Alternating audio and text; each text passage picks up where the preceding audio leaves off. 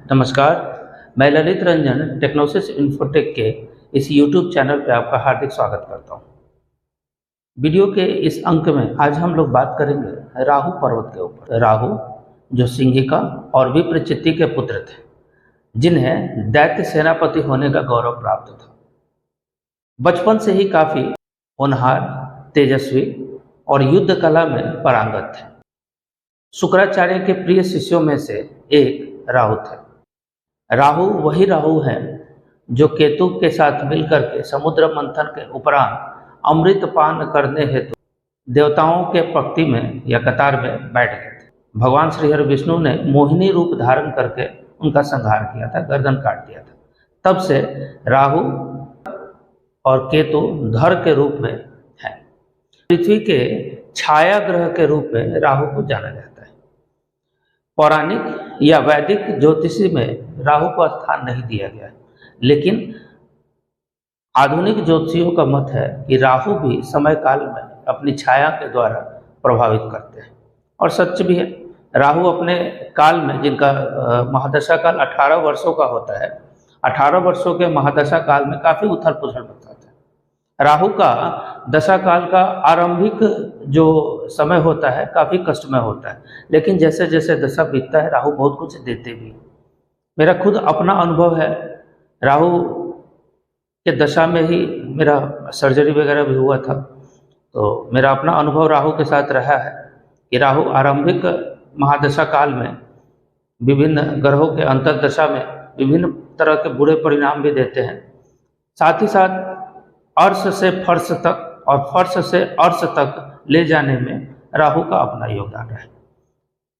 आज के इस वीडियो में हम हस्तरेखा में राहु की स्थिति, राहु के शुभ अशुभ फल, राहु क्या देते हैं, राहु कैसे देते हैं, अच्छे राहु का क्या फल है, अगर राहु आपके राशि में या आपके हाथ में बुरे हैं तो उनका क्या प्रभाव होगा, इन सारे विषयों पर हम चर्चा करेंगे। बिना देरी किए शुरू करते हैं राहु के ऊपर हमारा यह वीडियो।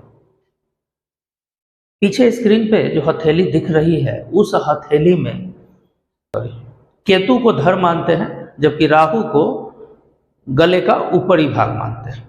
शरीर में राहु का अधिकार मस्तक और ठोड़ी पे होता है। ये ओठ और ठोड़ी, कहने का मतलब है कि राहु सोचने और बोलने की शक्ति है। आप वाक पटुता है, आपका प्रेजेंस ऑफ माइंड काफी तेज है, राहु अगर अच्छा है तो। राहु का जो हमारे शरीर पे अधिकार है वो ब्रेन के ऊपर है, मस्तक, और हमारे ठोड़ी मुख के ऊपर उनका अधिकार है, ओठ के ऊपर। हथेली में मस्तिष्क रेखा, जीवन रेखा तथा चंद्र पर्वत के ये बीच का जो क्षेत्र है उसे राहु के क्षेत्र के रूप में जाना जाता है। कहने का मतलब है कि हथेली का जो सबसे मध्य भाग है वह राहु का क्षेत्र है। पहले यह क्षेत्र भी राहु का ही क्षेत्र था, लेकिन बाद में इसको यम का क्षेत्र मान लिया गया। यम को कुछ हिस्सा काट करके दे दिया गया। खैर, उस पर हम लोग आगे चर्चा करेंगे। तो राहु का जो क्षेत्र है, ये हथेली के यह भाग जो जीवन रेखा, मस्तिष्क रेखा और चंद्र पर्वत के बीच में होती है, इस क्षेत्र को हम लोग राहु के क्षेत्र में के रूप में पहचान करते हैं। अब यहाँ पे हमारे हथेली में राहु 3 परिस्थितियां बना सकते हैं। एक तो वो सही उभार लिए हो, न तो ज्यादा गहरा हो न ज्यादा उथला हो। दूसरी स्थिति वो उभार लिए हुए हो, उथला हो, गहराई न लेकर के वो उभार लिए हुए हो। तीसरी स्थिति गहराई लिए हुए। अगर बहुत ज्यादा राहु का क्षेत्र गहरा है तो ऐसे क्षेत्र में जो भाग्य रेखा है वो टूट जाती है, टेढ़ी मेढ़ी हो जाती है या उधर उधर हो जाती है। तो मेरा जो अनुभव है, व्यक्तिगत अनुभव, हमने जितने लोगों का भी हाथ देखा है उसमें गहरे हाथ वाले लोगों का भाग्य रेखा कहीं ना कहीं थोड़ा डगमगा जाती है। जिनका हाथ एकदम सपाट है, हल्का गहरापन लिए हुए है, उन लोगों का भाग्य रेखा सीधे सपाट होता है और अच्छा असर दिखाता है, जबकि उथले राहु क्षेत्र वाले लोगों का भी भाग्य रेखा में थोड़ी सी न्यूनता आ जाती है। यहाँ पे चूंकि भाग्य रेखा हथेली में राहु क्षेत्र से होकर ही शनि पर्वत पे जाती है, तो ऐसे में राहु के क्षेत्र को मजबूत होना काफी जरूरी है, क्योंकि मस्तिष्क रेखा तक की आयु 35 वर्ष लगभग मानी गई है, तो हमारा पूरा का पूरा युवा अवस्था होता है, और ऐसे में संघर्ष को बढ़ा देता है। जॉब न मिल, युवा अवस्था 18 से 30 तक के वर्षों में बहुत ज़्यादा आदमी संघर्ष करता है। चूंकि राहु गर्दन के ऊपर का भाग है, जबकि केतु धड़ वाला भाग है, तो ये राहु हमारे शरीर का ऊपरी हिस्सा है, और हमारे शरीर में राहु का जो स्थान है वो मस्तिष्क है, ब्रेन, और हमारा ठुड्डी, कहने का मतलब कि सोचने और बोलने की क्षमता। अगर किसी व्यक्ति का राहु ठीक है, बढ़िया है, अच्छे अवस्था में, तो ये सारी चीज़ों को देगा। सबसे पहला कॉन्फिडेंस देगा, आत्मविश्वास। ऐसे लोगों का आत्मविश्वास काफ़ी बढ़ा चढ़ा रहता है, विल पावर काफ़ी स्ट्रांग रहता है, उनके द्वारा कोई भी ऐसा कार्य ऐसा नहीं है जो वो कर नहीं सकते या करने का प्रयास नहीं कर सकते। होना ना होना तो वो तो किस्मत की बात है, लेकिन प्रयास जरूर करते हैं, हिम्मत नहीं हारते हैं। उनका प्रेजेंस ऑफ माइंड काफ़ी, व्युत्पन्न मतित्व, प्रेजेंस ऑफ माइंड काफ़ी तेज होता है। दूसरी चीज, बोलने की शैली, वाक्पटुता, किसी भी चीज को तुरंत हाजिर जवाब, किसी भी क्वेश्चन का तुरंत उसका उत्तर उनके प्रश्न पूछने से पहले उनके सामने हाजिर होगा। तीसरी चीज है कि ऐसे लोग इतने शातिर तेज होते हैं कि दुश्मनों से भी अपना काम निकलवा लेते हैं, दुश्मन को अपना मित्र बना लेंगे और उनसे भी अपना काम निकलवा लेंगे।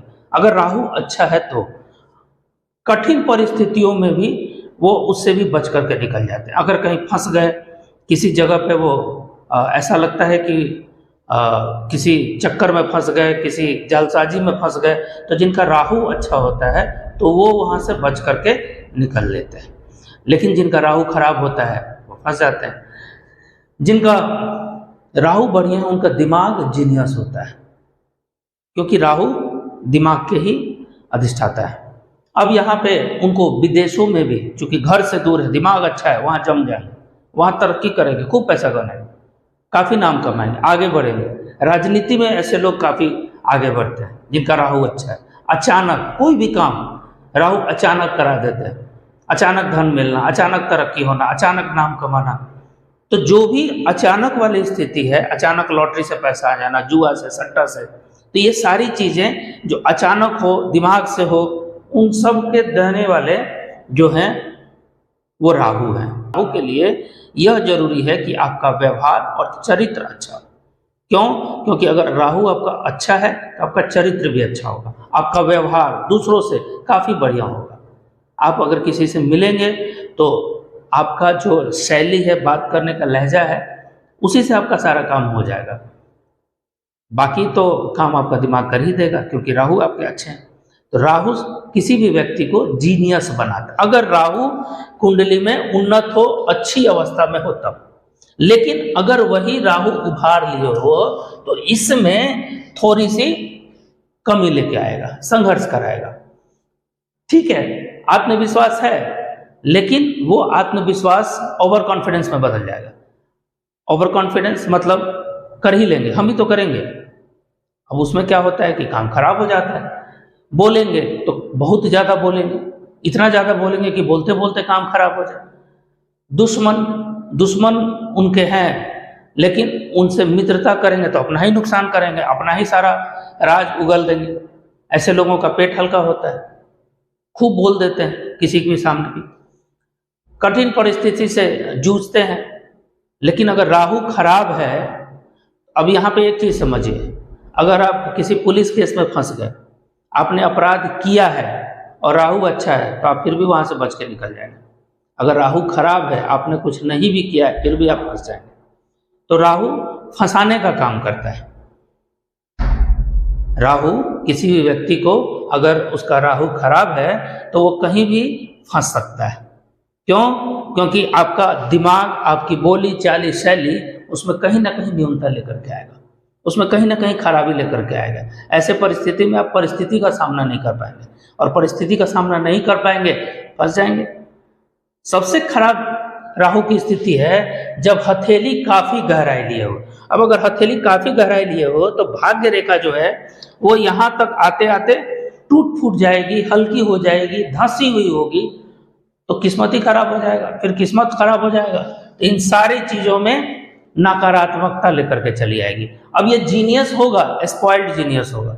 अब उसका दिमाग गलत चीज़ों में लगेगा, दिमाग लगाएगा गलत क्षेत्र से पैसा कमाने में लगाएगा, ठग बनेगा। जो साइबर क्राइम करते हैं वो भी काफ़ी तेज होते हैं, लेकिन वही है स्पॉइल्ड जीनियस है, उनका दिमाग गलत चीज़ों में लग रहा है।